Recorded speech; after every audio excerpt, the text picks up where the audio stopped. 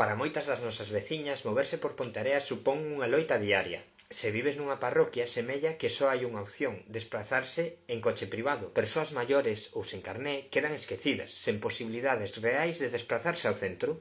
No noso programa defendemos a creación dunha rede de transporte público que conecte as parroquias co centro urbano.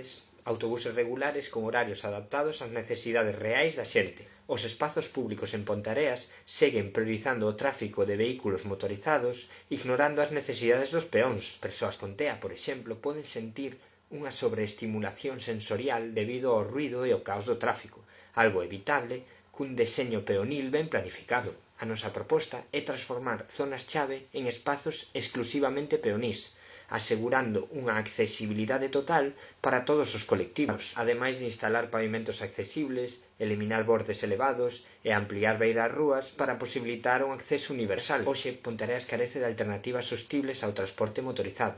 Para abordar esta problemática, pretendemos crear unha rede de carrís bici segura e conectada, establecer puntos de recarga eléctrica en zonas estratégicas, implantar programas educativos que promovan hábitos de mobilidade sostible. Se queremos unha vila para todos, é hora de pensar máis aló dos cartos e os coches, porque o futuro non está en máis asfalto, senón en máis igualdade, accesibilidade e sostenibilidade. E ti, cales son as túas prioridades para a vila?